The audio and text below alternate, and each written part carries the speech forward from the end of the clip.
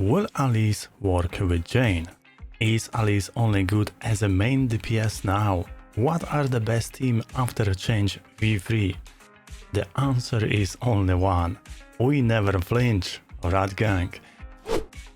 Alright, joke aside, some people wanted physical Miyabi, and Alice become kinda on-field Yanagi Vivian unit with physical attack on it. Good news, monophysical will exist and can play with Jane. Let's talk about mechanics. Old Alice main attacks could skip to B5 were completely removed.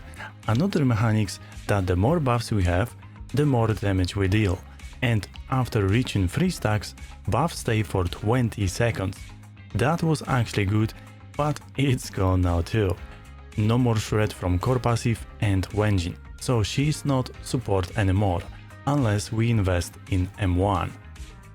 Take a note, this weapon kit can be still changed, so take this video with a grain of salt. Alice now she is on-field anomaly DPS. Make Assault and Disorder Assault stronger.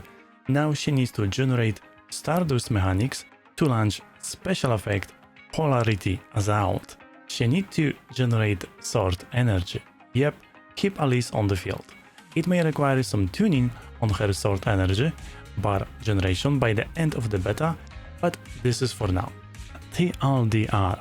When we enter combat, Alice gain 300 energy, which is 3 stacks. Hold basic to spend stacks and activate Stardust stacks. Now, when the team trigger anomaly, Alice spend these stacks and inflict Polarity Assault to cause disorder with any element, including normal assault. We need to take a note, Alice Polarity Assault will override the current anomaly. And just a reminder, in ZZZ we have ICD, refers to internal cooldown, a mechanic that limits how often certain effects like anomaly application can be triggered. And Alice Polarity Assault has no ICD.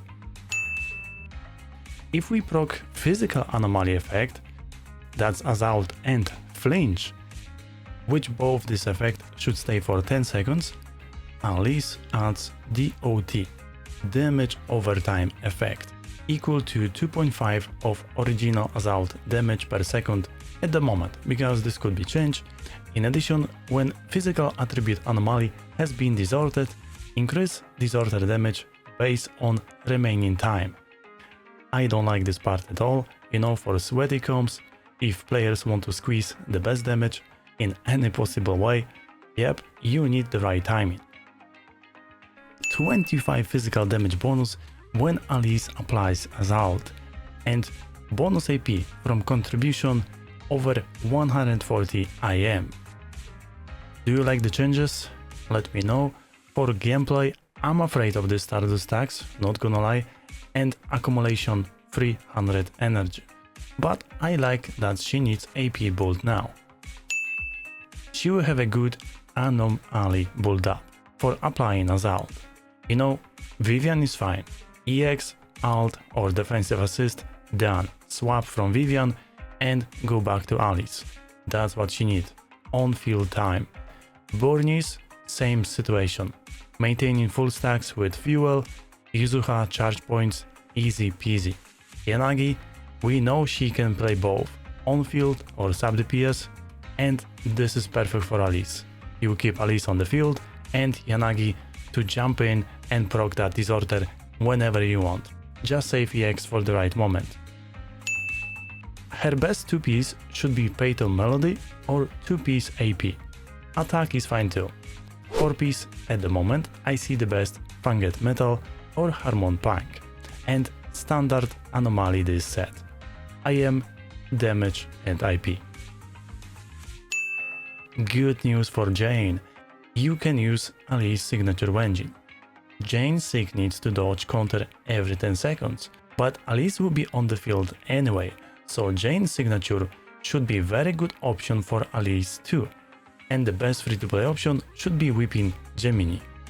Back to Alice, she will need to be on the field for quite some time to get full 300 sword energy for her whole basic. Whenever she apply Assault, she apply Disorder, gameplay rotation, kinda Anomaly's V1. Collect 3 stacks and execute combos, depends on your sub DPS. If this bar is near stun, save 3 stacks before stun. This is how I see Alice. She still can be adjusted, so who knows. Whenever Alice disorder with Assault, she does 2 disorders in total. This is how Alice does damage right now. And Yanagi and Vivian's interaction is good with that. Yanagi core passive also boosts disorder damage, and Vivian for a bloom. Yep, Yanagi the GOAT, good for Vivian teams, good for Miyabi, and now for Alice. My best safe bets are Alice, Yanagi, Yuzuha, and Alice, Vivian, Yuzuha. Miyabi team is probably skipped now. Still, you can play this team, but I don't see good synergy right now.